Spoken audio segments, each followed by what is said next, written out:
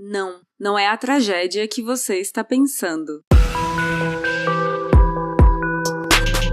Este é a Visão Libertária, sua fonte de informações descentralizadas e distribuídas.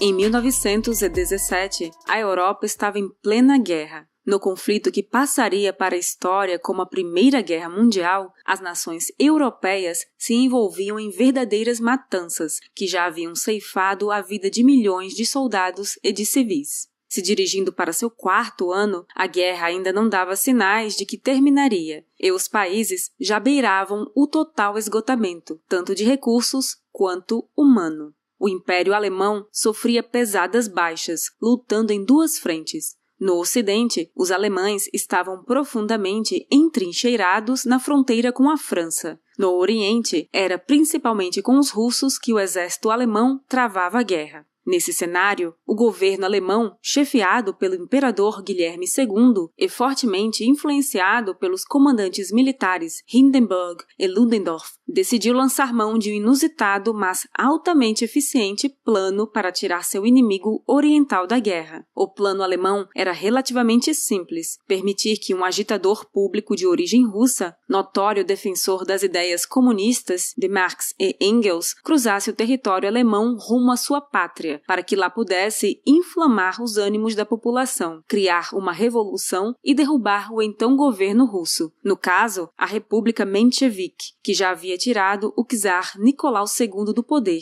e que tentaria apaziguar os ânimos inflamados no país, também bastante penalizado pela interminável guerra. O conhecido agitador público em questão já havia passado uma temporada na Sibéria por conta de suas ideias revolucionárias, ainda no final do século XIX. Depois disso, ele passou por vários países europeus, sempre envolvido em congressos comunistas. Quando eclodiu a Primeira Guerra Mundial, o agitador estava em Zurique, na Suíça, e lá permaneceu, até que chegaram a seus ouvidos as primeiras notícias da Revolução Russa, ocorrida em fevereiro de 1917, que, como citado, derrubou o czar, instaurando a República Russa. O nome do agitador russo em questão é Vladimir Ilyich Ulyanov. Contudo, ele passaria para a história com seu apelido, Lenin. Lenin estava profundamente interessado em participar da Revolução Russa, que havia sido iniciada com certa participação do Partido Bolchevique, que ele ajudara a fundar anos antes. Contudo, seus planos de chegar à sua pátria natal foram frustrados quando ele descobriu que todas as linhas férreas que ligavam a região à Rússia estavam bloqueadas, em virtude do esforço de guerra. Lenin estava ilhado na Suíça, enquanto a Revolução Russa se desenrolava, sem sua presença. Nesse momento, porém, seus interesses foram ao encontro dos interesses do governo alemão.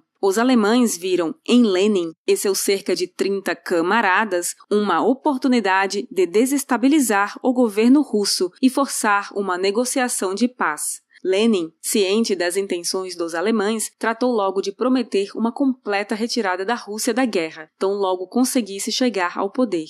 Além disso, acredita-se que o líder bolchevique também negociara com os alemães a cessão de uma série de territórios a leste, algo que seria de fato cumprido com o Tratado de Brest-Litovsk, que concedeu à Alemanha, à Finlândia, os países bálticos, entre outros territórios, situação que se manteve até o fim da guerra.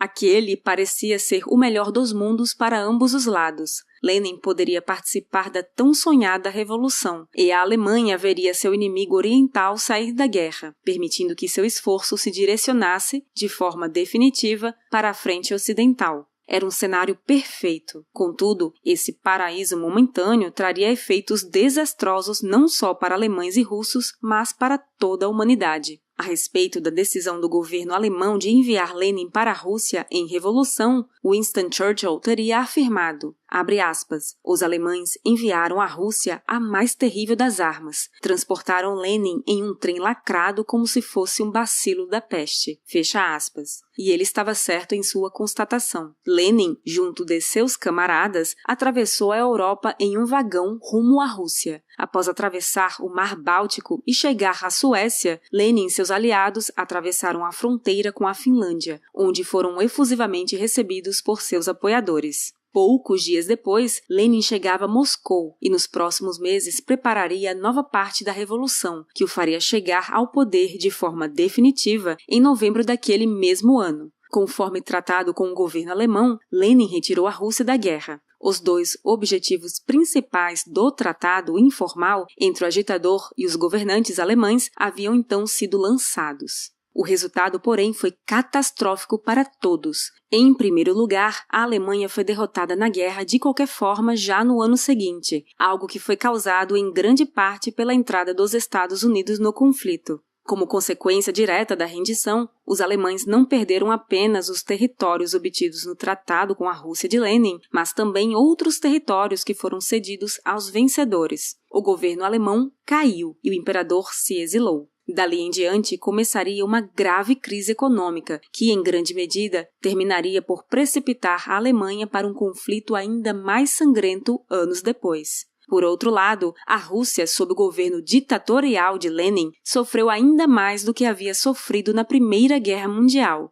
Varrida por uma grave guerra civil que levou milhões à morte e que espalhou a fome e o terror por todo o seu território, a Rússia, incorporada posteriormente à União Soviética, seria penalizada por décadas seguidas pelos sucessores de Lenin, que realizaram toda sorte de atrocidades contra o povo russo e que levaram o mundo a um patamar beligerante nunca antes vivenciado. Contudo, esses são os efeitos mais diretos da ação do governo alemão de enviar Lenin para fazer a revolução na Rússia. Muitos outros desdobramentos puderam ser observados nas décadas seguintes. A chegada ao poder de Lenin por meio de uma revolução popular e seu estabelecimento no poder por meio de forte repressão da oposição existente serviriam de exemplo para outros tantos ditadores europeus. Mussolini chegaria ao poder apenas 5 anos depois de Lenin. Em 1936, seria a vez de Francisco Franco tomar o poder na Espanha, apenas 3 anos após a chegada no poder de Adolf Hitler, fazendo com que o plano alemão de enviar Lenin para a Rússia tenha resultado, afinal, no incentivo para que um ditador ainda mais sanguinário assumisse o poder na própria Alemanha. Por outro lado, a Revolução Russa mostrou aos partidos comunistas de todo o mundo que era possível chegar ao poder. Nas décadas seguintes, em países como a China, Vietnã, Camboja e Cuba, revoluções comunistas tomaram o poder e, seguindo a cartilha de Lenin, se consolidaram por meio da força, submetendo o povo a regimes cada vez mais brutais. O saldo de mortos dos governos comunistas, segundo diversas fontes, chega a 100 milhões de seres humanos. E tudo isso começou com um acordo entre um governo e um agitador político. É claro que alguém pode afirmar que esta argumentação é um pouco exagerada e que, no fim das contas, as coisas aconteceriam da mesma forma com ou sem a ajuda do governo alemão. É certo que prever as implicações futuras de eventos que não aconteceram é pura especulação. Contudo, é preciso frisar que há pelo menos um pouco de sentido nessa avaliação. Se Lenin tivesse ficado preso em Zurique até o fim da guerra, ou seja, por mais 1 ano e meio, as coisas na Rússia poderiam ter sido bem diferentes. Um governo mais estável poderia ter se estabelecido e os rumos da história humana seriam bem diferentes. Uma coisa não se pode negar: a Revolução Russa de outubro de 1917 deve muito ao governo alemão. O fato é que essa atitude, tomada há mais de 100 anos pelo governo alemão, não é uma exceção à regra. É exatamente assim que os estados agem, tomando decisões visando não o longo prazo, mas sim os benefícios do momento, especialmente se esses benefícios envolverem a manutenção do próprio poder.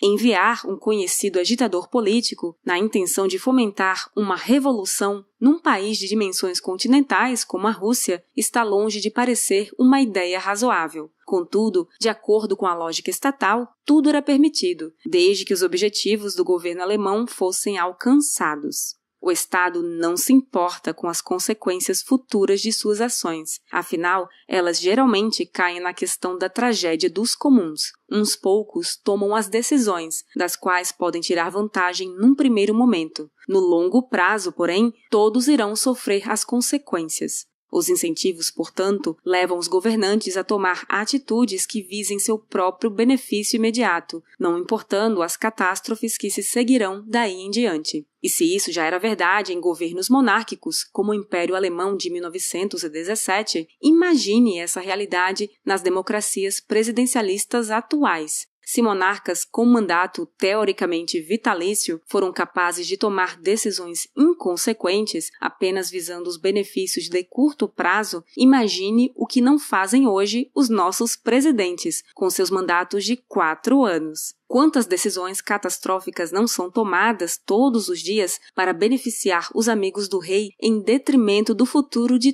toda a população? É certo que indivíduos também podem tomar decisões inconsequentes, mas, no geral, a tendência é haver uma preocupação maior com o longo prazo. Além disso, os indivíduos acabam por arcar com as consequências de suas má decisões. Os governantes não. 100 anos atrás, uma decisão do governo alemão condenou dezenas, talvez centenas de milhões de pessoas à morte. Hoje, é bem possível que decisões de governantes estejam plantando sementes de catástrofes futuras, ou talvez os governos as estejam enviando por meio de vagões de trem. Quando as catástrofes acontecerem, e elas inevitavelmente irão acontecer, é bem provável que esses governantes já estejam até mortos. Outras pessoas inocentes acabarão por pagar o preço de suas escolhas. Obrigada por sua audiência. Este artigo foi sugerido e escrito por Quintessência, revisado por Paulo Almeida e narrado por Baby Yoda. Se você quiser contribuir para a causa da liberdade, clique no like e compartilhe o vídeo em sua rede social. Considere também se inscrever em nosso canal e clicar no ícone de campainha. Até a próxima!